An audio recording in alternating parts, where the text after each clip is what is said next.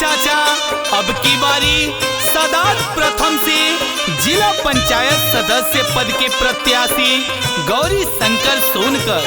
तो याद रहे आपके अपन प्रत्याशी सदात प्रथम से जिला पंचायत सदस्य पद के प्रत्याशी गौरी शंकर सोनकर। तो अब की बारी गौरी शंकर सोनकर के वोट करे के बा और सदात प्रथम के जिला पंचायत बनावे के बा। गौरी शंकर सोनकर बाड़े सबका से खास हो, दुख सुख में सबके साथ हो। अब के नाइन के भूलैया हे भैया, नहीं के बिजाई बनैया हे चाचा, नहीं के अब की जीतैया। गौरी शंकर सुनकर बाड़े सबका से खास हो, दुख सुख में राही सबके साथ हो। अब के नाइन के भुलैया हे भैया, नहीं के बिजाई बनैया हे चाचा, नहीं के अब की जीतैया। ए भैया, अब की बारी सदात प्रथम के विकास करावे के बा तो गौरी शंकर सोनकर के विजयी बनावे के बा। काहे कि गौरी शंकर सोनकर ये मन में ठान लेले बाड़े कि अब की बार सदात प्रथम के विकास कैसे होला हम क के दिखाए। तरवा सब लोग अपन प्यार आशीर्वाद भाई गौरी शंकर सोनकर पे बनाई जा और अपन कीमती वोट गौरी शंकर सोनकर के दे के सदात प्रथम से जिला पंचायत सदस्य बनाई जा और अपना सदात के विकास कराई जा। माई लोग के बेटा हमें, बहिनी के भाई, जनता के हक के लड़े ले लड़ाई।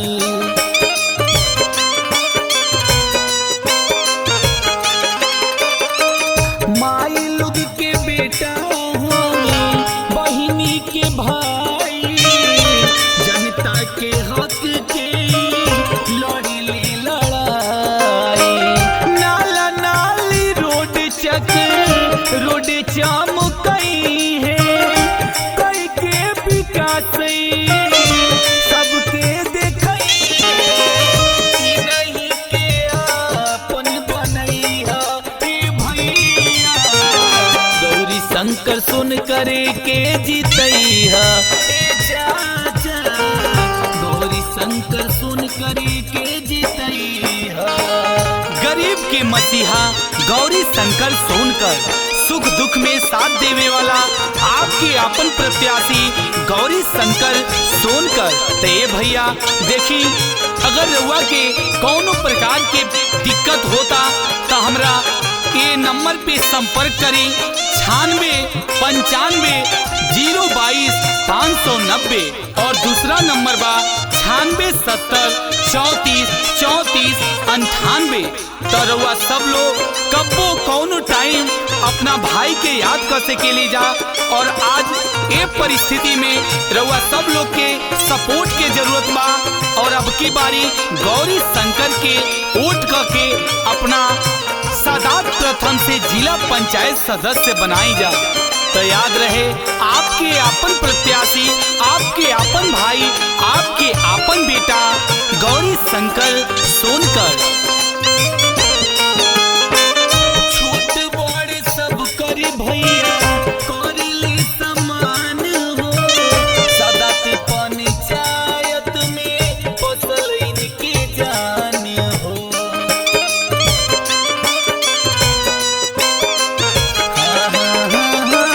छोट बड़े सबके भैया करिले समान हो, सदात पंचायत में बसल इनके जान हो।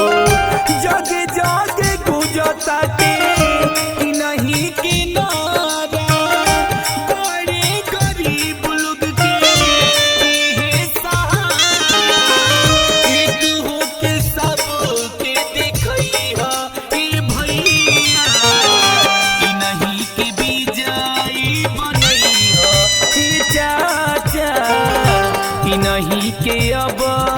जीतई है। सम्मान किए हैं, सम्मान करेंगे, अपने सदात का हर जगह नाम करेंगे। जात पर ना पात पर, वोट केवल विकास पर। तो ये भैया अब की बारी गौरी शंकर सोनकर के बारी। तरवा सब लोग अपन कीमती वोट गौरी शंकर सोनकर के दी और सादात प्रथम के विकास कराई जा। धोखाधड़ी करी है नहीं, हुई कुछ खास हो, नहीं पे बातें भैया पूरा विश्वास हो।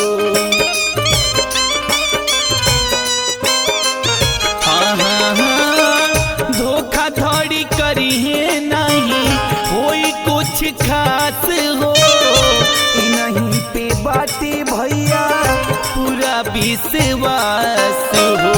ये तो बड़े भैया सबका सिलाइक, गाई गाई कहताड़े प्रेम राजा गाई, नहीं के झंडा लहरई है ए भैया, नहीं के अब की जीतई है ए चाचा, नहीं के विजयी बनई है ए भैया, नहीं के अब की जीतई है ए चाचा, नहीं के विजयी बनई है।